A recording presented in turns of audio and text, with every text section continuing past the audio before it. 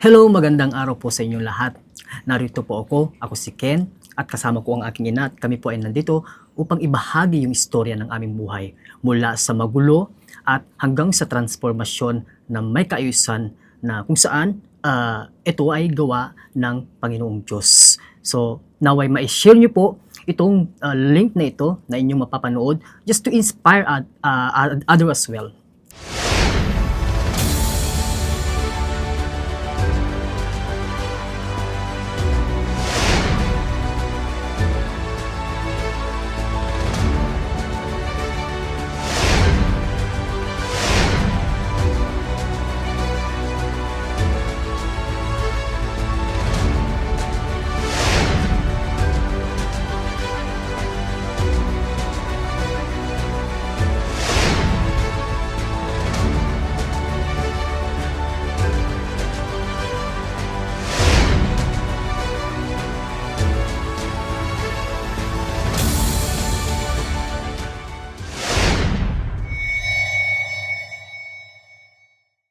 Hi Ken, and welcome sa ating Be Empowered program.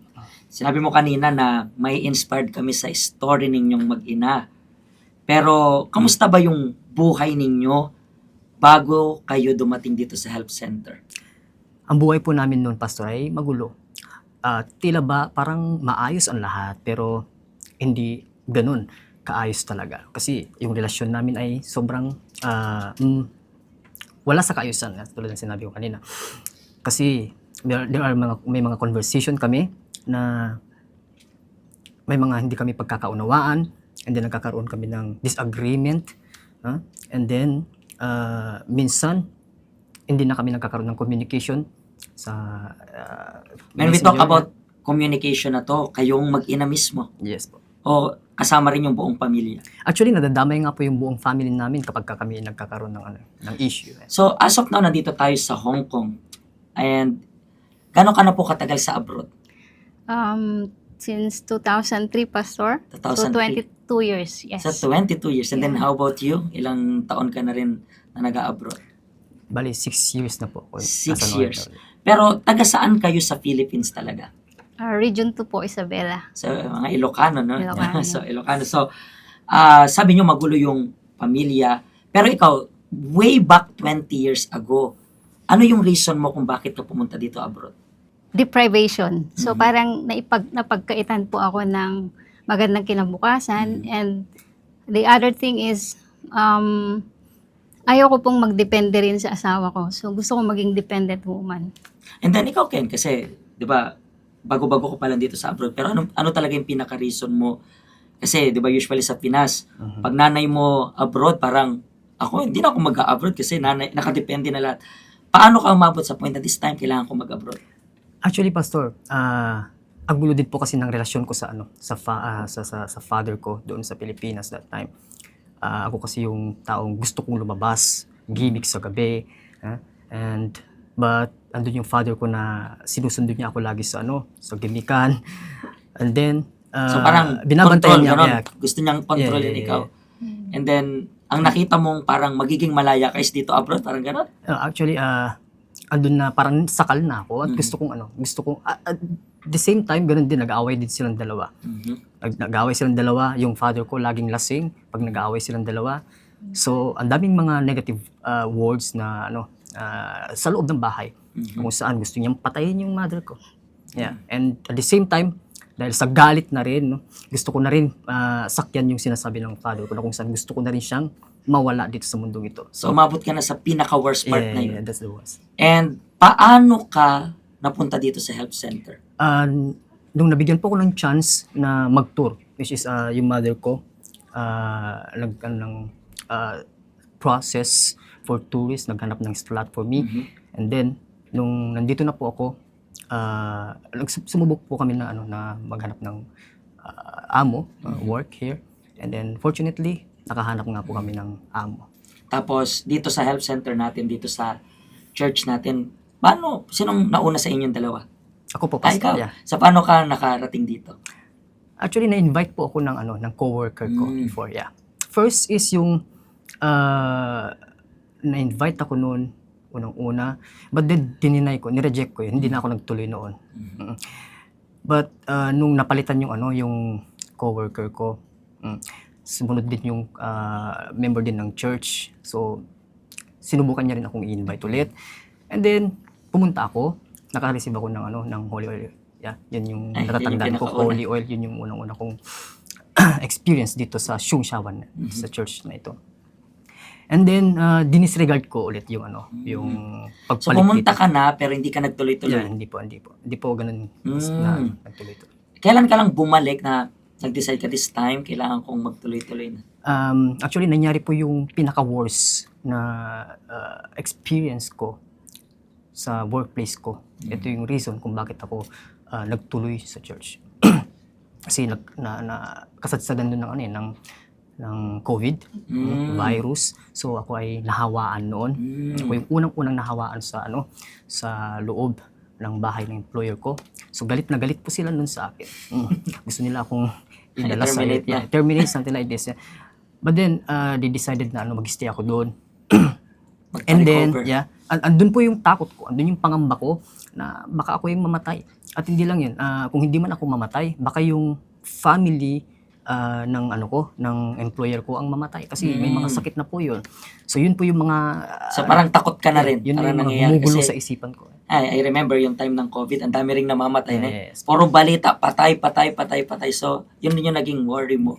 And then, nung pumunta ka dito sa health center, syempre, una sa lahat, binago mo yung sarili mo. Diba? And then, yung time na binago mo yung sarili mo, I believe maraming adjustment kang ginawa. Meron ka bang addiction dati? Meron po. Uminom ako ng alak, naninigarilyo din. Yeah, dinala ko nga rin po lahat dito sa Hong Kong yung mga bisyo ko. Lalo na yung pambababae. Yeah. So, lahat ng yan dinala mo, Yeah. and then yung pumunta ka dito sa self-center, natutunan mo yung practical na mga advices, lesson, and then you started changing yung sarili mo. Ikaw po, nakita mo rin ba itong changes na to sa kanya? Yes po, Pastor.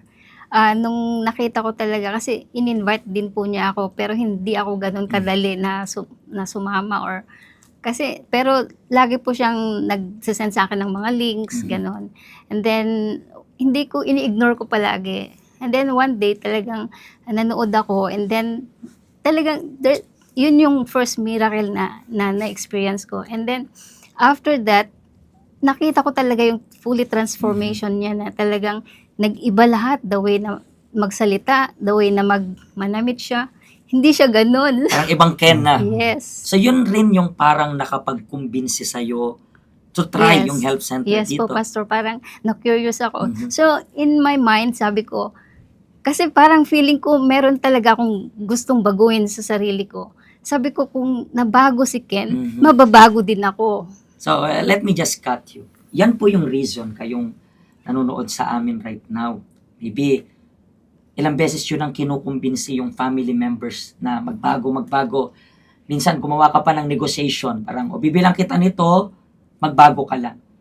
Pero you are even frustrated na kasi parang hindi nagbabago. Kasi kung gusto mong magbago yung family members mo, laging magsisimula yan sa sarili mo.